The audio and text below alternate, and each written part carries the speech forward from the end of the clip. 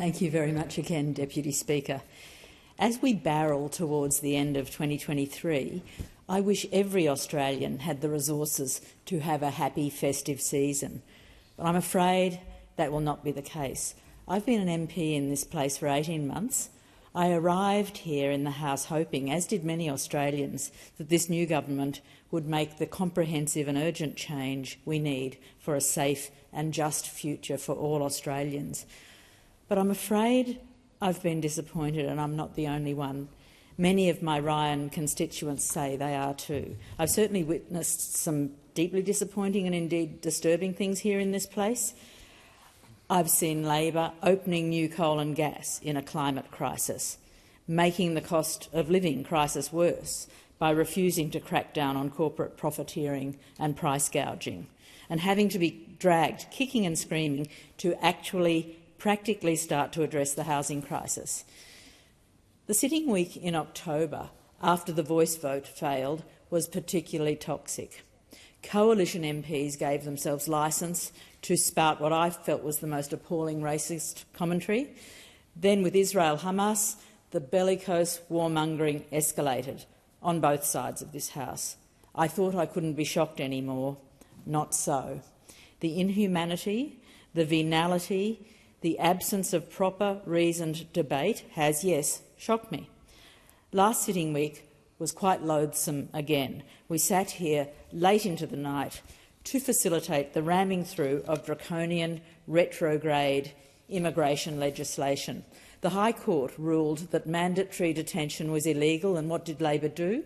Labor quickly wrote extraordinary new anti-refugee laws in a deal with the devil in exchange for passing them through the parliament in a single day.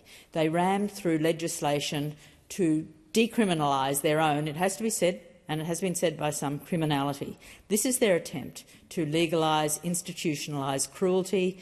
These powers are nothing less than Orwellian. I was shocked to see Labor and the Coalition line up together on that side of the chamber, colluding to ram through these ill-considered punitive laws.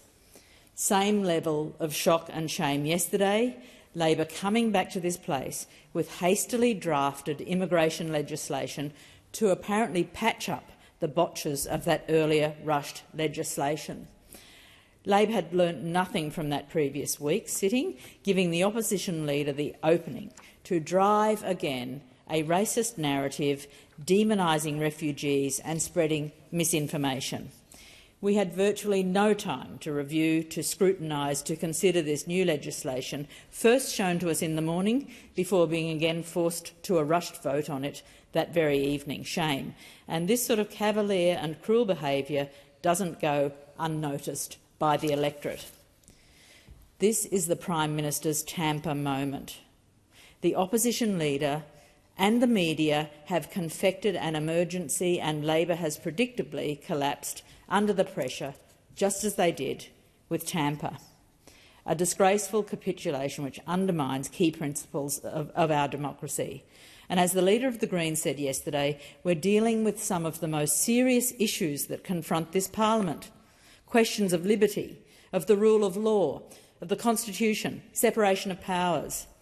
Labor's draconian actions and laws have made it impossible for us, elected representatives, to have a sober discussion, to properly debate on behalf of the Australian people momentous laws and decisions. In this case, to do with what the High Court can and can't do. So yes, disappointment, a bit of shame, but a bit of festive season hope. We, the Greens, are here to stand up for all those Australians so cruelly ignored and disadvantaged by both retrograde legislation and inaction on the climate crisis, the housing crisis and the cost of living crisis. The community sees through it, as evidenced in the waning popularity of both government and opposition. Only 1/3 of Australia voted for them last time. They squeaked in, and a third voted for the crossbench. When I arrived here 18 months ago, a very senior politician said to me, "Congratulations on your win, Elizabeth. I think we're witnessing the end of the two-party system." If that's what it takes to bring some heart, some compassion, some conscience, some actual responsibility to act in the interests of all Australians, I say bring it on. Thank you, Speaker.